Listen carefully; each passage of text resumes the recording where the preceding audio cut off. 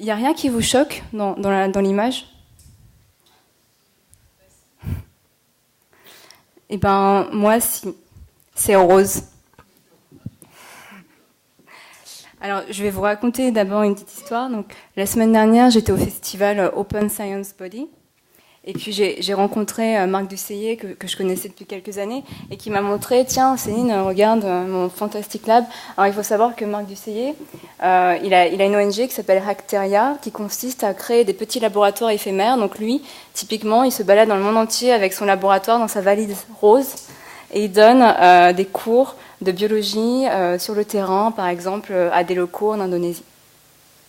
Et moi, je lui ai dit, mais tu sais quoi, mais c'est rose, Marc, ton laboratoire. Et puis il me dit, mais oui, mais pourquoi ça ne devrait pas être rose?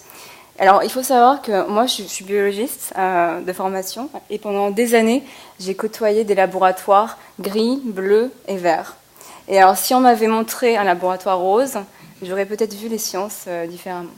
Alors, vous inquiétez pas, je ne vais pas vous parler des sciences, puisque aujourd'hui, je suis creative strategist.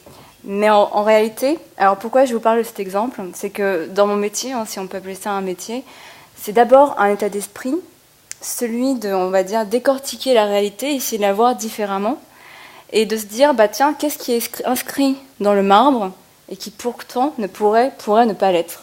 Parce qu'après tout, pourquoi est-ce qu'un laboratoire ne pourrait pas être rose fluo? Parce que finalement, la perception qu'on en a maintenant en voyant cette image, c'est que la science, le laboratoire, le hacking, ça peut être fun, et c'est pas forcément masculin. Alors, je vous disais que je travaille pour une jeune start-up, évidemment, à IBM. Alors, pourquoi IBM?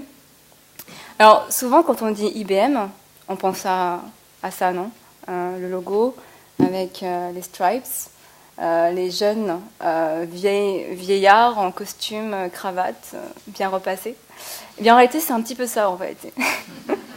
Vous n'avez pas tout à fait faux.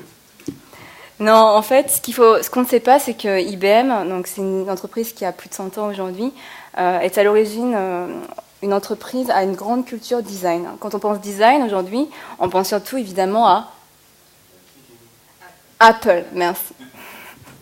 Non, il faut savoir, en fait, IBM, à l'origine, ils ont travaillé avec de grands designers, Charles Eames, Paul Rand, qui a créé le magnifique logo, et puis notamment Elliot Noyes, qui a dessiné la machine à écrire électronique.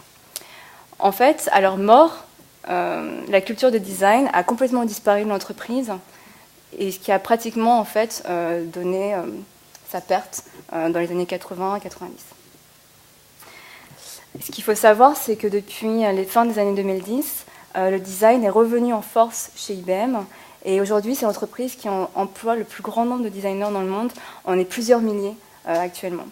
Vous m'aurez dit, Céline, dans 4 ans, tu vas faire du design chez IBM. Non. IBM, ça existe encore d'ailleurs. Et en réalité, si. Alors, donc, vous avez peut-être pas suivi. Donc, effectivement, j'ai fait de la biologie et après, j'ai fait du design. Alors, j'ai pas fait totalement du design classiquement. J'ai fait du design à Centrale Lyon et à EM Lyon, qui sont lancés le pari de former des, on va dire, idéacteurs. J'en vois une au milieu de la salle d'ailleurs. Merci. Qui comprendront ce que c'est que le langage du design, le langage du business et le langage de l'ingénierie. Alors, chez IX, c'est le petit, on va dire, la petite agence de IBM, petite, quelques milliers quand même de personnes dans le monde, où on va faire de la stratégie digitale. Alors, j'ai entendu la question, qu'est-ce que c'est que la stratégie digitale? Moi, j'ai quand même une petite, on va dire, réponse qui est un petit peu différente, avec une réponse un peu personnelle.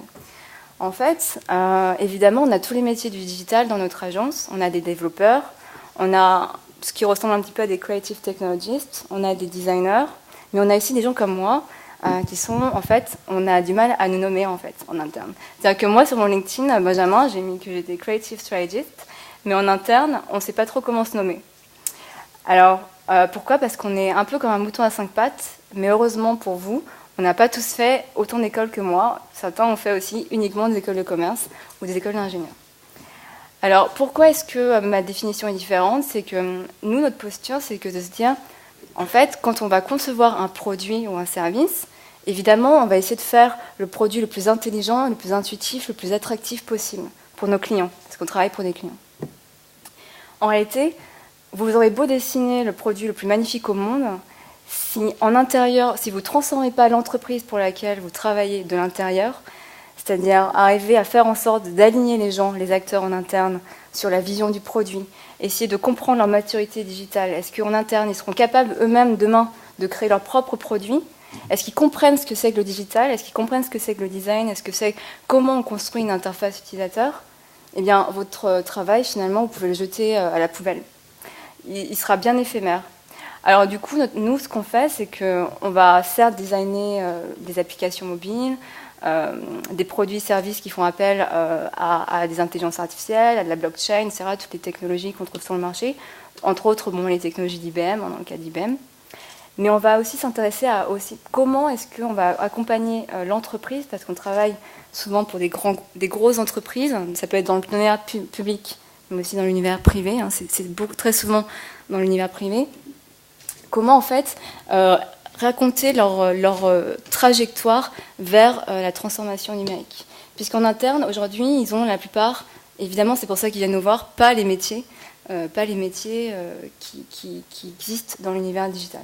Et pourtant, on va essayer de les faire travailler avec nous, avec des démarches collaboratives, dont beaucoup d'entre vous en connaissent. Hein. On a le design thinking, on a l'agile, toutes ces méthodes un petit peu buzzword entre guillemets, mais qui sont là uniquement en fait pour répandre une culture et créer un langage commun. Alors pourquoi est-ce que le langage c'est important?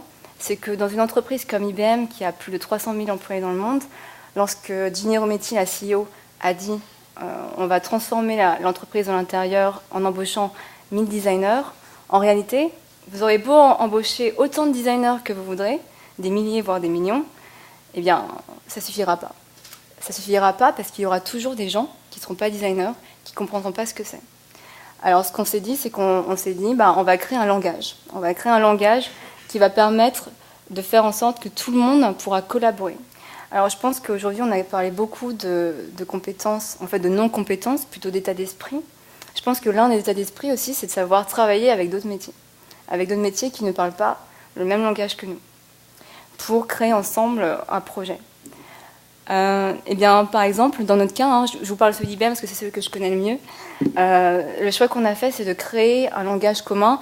Donc, on a créé, par exemple, le IBM Design Thinking, même s'il y a beaucoup de détracteurs actuellement sur le Design Thinking, même parmi nous dans notre entreprise. Mais ça permet au moins d'aligner les gens et de répondre à un langage que les gens pourront tous parler avec des termes très très simples. Alors, on parlait de recherche sur l'utilisateur, de persona. Alors pareil, on a créé notre propre langage autour de design research. Comment est-ce qu'on va aller sur le terrain, comprendre les besoins des utilisateurs. Je pense que comme toute mode, évidemment, on va avoir des gens, une fois que le produit, la marque, que tout le monde l'aura porté, évidemment, il y en a qui diront « Ah, j'en veux plus parce que tout le monde l'a. » Voilà. C'est un peu, je pense, ce qui se passe.